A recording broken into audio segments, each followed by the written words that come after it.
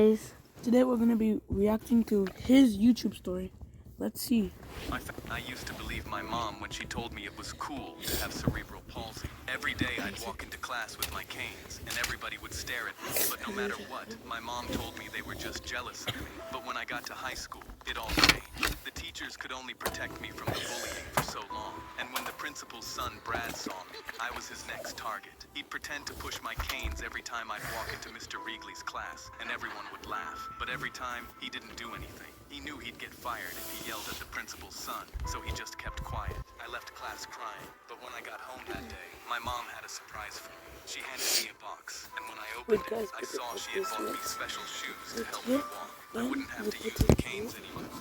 Wait, I walked into class the next day, and nobody could believe it. Brad stared at me, and I knew he was mad. But that day at lunch, they cornered me and tackled me to the ground. You think you're special? You'll always be a cripple. They ripped the shoes off of me and threw them in the garbage. I laid there crying until someone grabbed my shoulder. It was Mr. Regley who did this to me. And as soon as I said it was Brad, I watched his face turn red. When he found him in the hallway, he grabbed Brad's collar and pulled him into the classroom. And the entire school heard him yelling. Brad ran out and instantly went to his dad. 10 minutes later, the principal fired him for yelling at his son. And as we all watched him carry his stuff out of his classroom, he handed me a box. It was another pair of the shoes. I used to believe my mom. I found a loaded gun in my dad's closet, but when I asked him why he had one, he said, it's for protection. I thought that was weird because we live in the safest town in the whole state. So when he left the house later, I secretly removed the bullets from his gun. My dad and his brother were going drinking, and they had a reputation for being dumb together. So I did it just to be safe. But then my dad came home hours later and went to bed. And in the middle of the night, I heard our doorknob rattling. My stomach sank, and I ran to my dad and woke him up. He immediately got up and grabbed his gun. He ran downstairs before I could tell him there were no bullets. I saw the intruder with his back turned and hood up, going through our pockets. My dad pointed his gun and fired, but the shot went blank. He looked at his gun confused and went to fire again. Man, you But should the have told intruder him as soon immediately as you turned woke him and up. ran at my dad. He tackled him hard into the wall. But the shot went blank. He looked at his gun confused and went to fire again, but the intruder immediately turned and ran at my... Does this look like his brother here? Yeah, doesn't this look like his brother? I found a loaded... I found a loaded gun and grabbed his gun. He ran downstairs before reputation for being that's his brother. So I did it before I could tell him there were no going through our pockets. My dad pointed his gun and fired, but the shot went blank. He looked at his gun confused and went to fire again, but the intruder immediately turned and ran at my dad. He tackled him hard into the wall, and blood started pouring from my dad's head. I was so scared, I immediately ran to the closet and called the police while crying. I felt like the worst son in the world. They arrived minutes later, but the intruder was already gone. He hadn't taken anything, and my dad had a fractured skull. We took him to the hospital, and thankfully he survived. But then while in the bed, he asked me if I did anything to the gun. I started crying and confessed immediately, saying, I'm so sorry. But instead of being mad, he hugged me immediately and started crying too. He told me the man who broke in was actually his brother. He was just drunk and looking for his car keys because dad had took them away. If you didn't take out those bullets, I would have shot my own brother. I was in disbelief and asked if his brother was okay, but he shook his head. No, he's in jail for driving drunk. Yeah, of course he was drunk driving. She slid into the passenger seat with the same smile she'd worn both times she failed me before. Her pen clicked twice as she set the clipboard on her knee. All right, driver's license test, third attempt. Go ahead and adjust your mirrors for me. I tilted the rear view, and the dash cam light blinked red behind it. The one my dad made me keep on after she'd failed me twice on stuff she made up. He was on the bench outside the DMV. She made up things? Wow. Another summer at Subway, saving up 80. She made up stuff to lie to his dad that he was doing wrong. Now his dad gave him something to record what he's saying. What she's saying, I mean. Okay, so this guy, his dad is very smart then. Bucks I didn't have. I counted 3 full seconds at the stop sign on Linden before her pen scratched the first mark. That was a California stop. Didn't even slow down for it. Noted. She told me to turn with 30 feet of... Wait, what is a California stop? Let's check. What is a California stop? Oh.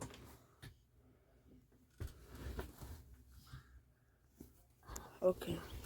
With 30 road left, and I had to stomp the brake to make it. That was a hesitation, failure to commit to a directional change. Noted. A yellow light caught me at the next intersection, and I made a clean stop, which sent her hands slamming the dash. What are you doing? You don't stop for a yellow. You go through it. She marked the next mistake on her clipboard before her hands had left the dashboard. That's a failure to If he maintain traffic stopped, flow why right would there. it be Noted. for She kept writing as I drove yellow? the rest of the way back. As I pulled into the spot, she clicked her pen one last time. And of course there was the speed, going 42 and a 35 all the way down Linden. Noted. I'd been doing 33. She tore the failed sheet off her clipboard and held it out without a word. I took it, then reached up and tapped the dashcam screen. Her own voice came out of the speaker. That was a California stop. Didn't even slow down for it. Noted. The GPS readout on screen showed 33 the whole stretch she'd called 42. Her face went white. She lunged for the mirror, and her seatbelt locked and yanked her back into the seat. Turn that off. Turn it off.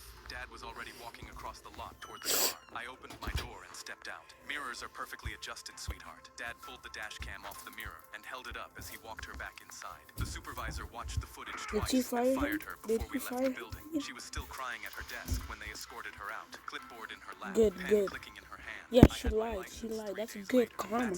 That's good karma. And spotted her sitting alone on a park bench near the DMV. I rolled the window down. I mimed writing in a notepad. Noted. I flicked her off and drove away.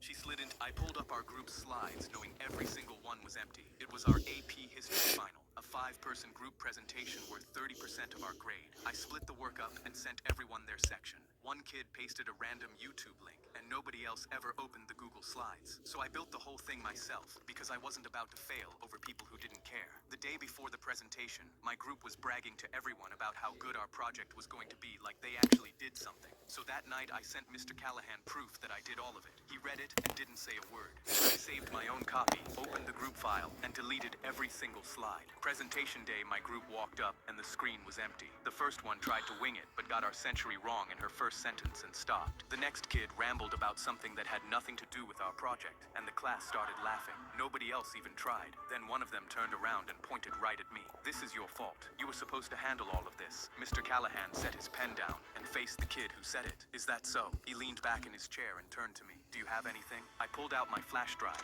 loaded my own slides, and presented every section start to finish without missing a word. Mr. Callahan gave me 100 and the rest of them zeros. Yeah, that's what they should get. They're so All lazy. presentations are At solo least he from did now on. something. He turned to my old group. You four owe me yours by Friday. After class, one of them shoved past me. You deleted our slides. No, I deleted my slides. I kept walking. You guys never made any. I pulled up our group's slides knowing... Whoa. He's saying he deleted their slides while they didn't even do anything? How smart is that guy? I was chopping onions in the restaurant kitchen when a customer walked in and told me, my wife has cancer and 1 month left to live. Her last wish is to recreate our proposal dinner. Can you do that for us tonight? He had tears in his eyes, and I instantly remembered him. He'd proposed to her right here in this restaurant 5 years ago. I said yes. My own wife died of cancer, so I was willing to do anything. But then the man walked back out, and the owner immediately pulled me aside. I heard that. What if that woman dies here while eating? I'll get sued. I'll lose the restaurant. Get them out right now. I told him they were having their meal, but the owner scoffed. Fine. If you won't tell them to leave, I will. He stormed out toward the dining room immediately. I followed him out and saw the woman touching the rose petals while her husband held her hands. The owner walked up to me. We can't serve you tonight. You need This to leave." manager is The so husband mean. asked Like, why, they and said the owner 1 month. replied, Why "Liability. would If she he dies say here, I pay today? the price, not you." The woman's face fell, and she said quietly, "It's okay. I understand." She tried to push herself up, but her arms were shaking, and she didn't He's have being the so strength mean to to stand us. up. I stepped Woman that between has them. cancer, "They're what not is wrong leaving." with The him? owner's face twisted instantly, and he told me, "Just because your own wife died of cancer doesn't mean you need to be their knight in shining armor. Now get back in the kitchen or you're fired." He said it loud enough for everyone to hear. I was in disbelief and stepped toward him. "I have 3 Michelin stars to my name. You own a building. They're staying, or I walk and your restaurant goes out of business. You wouldn't dare." I started taking off my apron. Okay, fine. They can stay." The owner stormed back to his office. I turned back to the couple, and the woman was crying. The husband shook my hand. "I'm sorry about your wife." I went back to cook their proposal meal. The owner's face was red, but he couldn't do anything. I brought out the food personally, and when the woman finished eating, her husband cried, "This is the most she's eaten in weeks." After they walked out, I took off my apron and threw it at the owner. Nobody talks about my wife like that. I quit. I walked home, and weeks later, a letter arrived in my mailbox. "I went to the restaurant to give you this, but it was closed down for some reason. So I found your address. My wife passed last night. Her last words were about the proposal recreation. Thank you for everything. I'm sure both our wives are waiting for us somewhere better right now.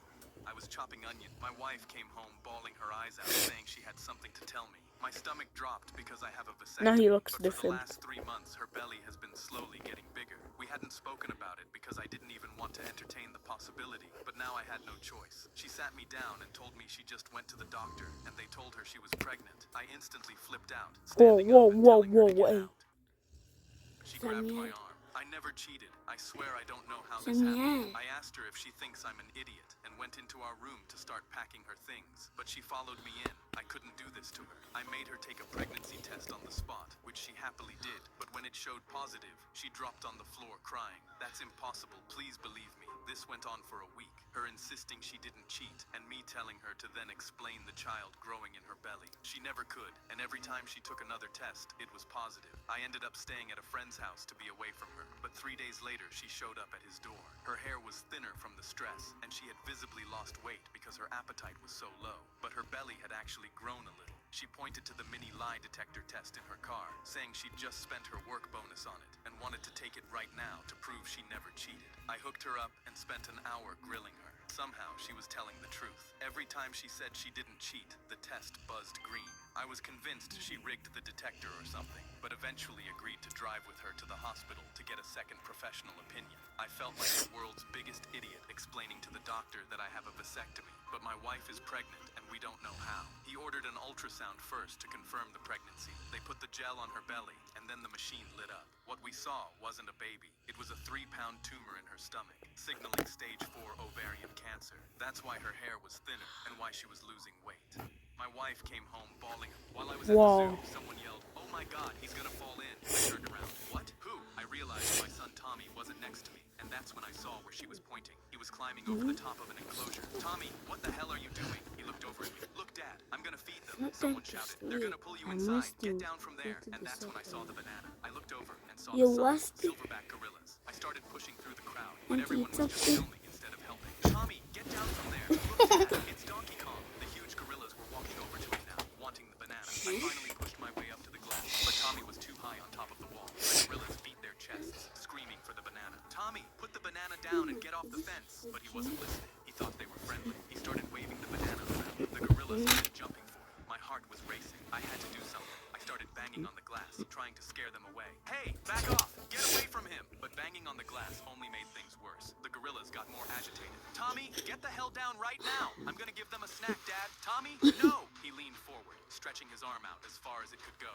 and the gorilla reached up. It didn't just grab the banana, it grabbed Tommy's entire arm. Tommy fell completely into the gorilla's. "Ah, Tommy, oh my God!" Everyone watched and recorded as both gorillas went absolutely Wait, why insane. can't anyone The come to zookeepers help? finally ran in, but just as I thought they were gonna save my boy's life, one of the zookeepers yelled, "Hey, stop, drop the banana." They completely ignored my son, and just as the gorilla held the banana above his mouth, they screamed, "Stop!" Tommy started crawling toward the zookeepers, reaching out for help, but they literally stepped around him, like he wasn't even there. "What are you doing? Save my son!" The gorilla almost took a bite, but the zookeepers fired tranquilizers. It immediately fell over and hit the ground, and Tommy ran outside crying. I turned to the head zookeeper. "What the hell was that? Why didn't you save my son?" The zookeeper had the audacity to look annoyed. "Sir, a regular banana can contaminate these gorillas. Do you know how expensive they are?" I couldn't hold back. I swung at the zookeeper's face, blood going everywhere. I didn't think that would be enough to put him into a coma, but he deserved it because Tommy can't even look at a banana anymore without having a panic attack.